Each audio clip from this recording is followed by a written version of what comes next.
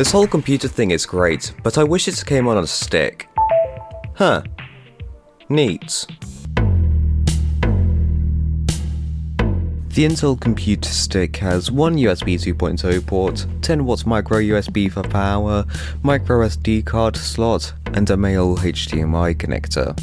To the shock of no one, there's Intel inside. More specifically, a 64-bit Intel Atom with a little fan to cool it. A wireless adapter with some kind of specs, 2GB of dedicated RAM, 32GB of eMMC storage, and a dead CMOS battery.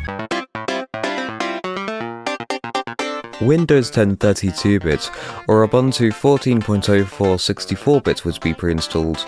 Windows 8.1 32-bit was also supported, but you had to install it yourself. I couldn't find any official Ubuntu restore media, so I just downloaded Ubuntu from the Ubuntu archives. This came without drivers for the wireless adapter, meaning I can't install multimedia codecs to use it as a media center PC. LibreOffice runs smoothly, so I guess you can use this for office work. The Unity desktop takes what's good about the macOS desktop and the Windows 7 desktop to make an underrated desktop environment. I wanted to use Manjaro Linux because it's an Arch-based distro for idiots, but the KDE Plasma version used most of the RAM at idle, leaving none for the installer, XFCE didn't load the desktop, and the package manager didn't work on Cinnamon. I tried Linux Mint and modern Ubuntu Unity, but they failed to install the bootloader, so I'm going to be using Arch Linux. It also had bootloader issues, but I just installed a different bootloader. I was also having Wi-Fi issues on Arch, but I could probably fix this by using an older version of the Linux kernel. Even when trying to install an operating system, the computer is painfully slow. In JBenchmark Desktop, it gets 1,002,516. This is less than a Raspberry Pi 4. Minecraft 1.0 only gets 10 to 20 FPS with notable stutters and input delay. 1.8.9 with Optifine gets a surprisingly high 10 to 20 FPS at medium settings, still with noticeable stutters, with 15 to 30 FPS at low settings. It's a miracle that 1.16.5 with performance mods even attempt to load in. At medium settings it gets 5 to 10 FPS, on low settings it gets 15 to 20 FPS. Minecraft 26.1 doesn't even try to get into a world, or so I thought. This is my live reaction to getting in. I wasn't able to do this before. Wait, did I full screen Minecraft?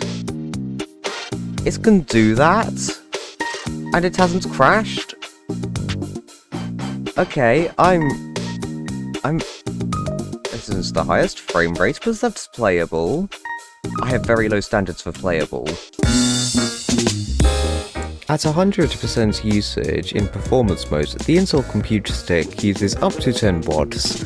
A Raspberry Pi 4 uses up to 7 watts and is a little bit faster. While playing back local 1080p video, the Intel computer stick uses up to 7 watts, whereas the surprise Amazon Fire TV Stick 4K uses up to 1.5 watts. The computer has a lanyard slot. It probably isn't actually a lanyard slot, but I'm going to use it as one. The BIOS has modes to support 32-bit Windows and 64-bit Ubuntu, but not 64-bit Windows. My ePC, also with a 64-bit Intel Atom, only supports 32-bit Windows 7 and 64-bit Windows XP, so maybe it's an Intel Atom thing. I couldn't get the installer for 64-bit Windows 8.1 to start. It had an issue with the ACPI stuff from the BIOS. Maybe someone smarter than me can get it to work, but I can't. Not having USB 3 in 2015 is quite bad when USB 3 has been around since 2010. The Intel computer stick is a neat little bit of history and probably wouldn't suck if it had a modern ARM chip. The same goes for most of the other Intel Atom-based devices though.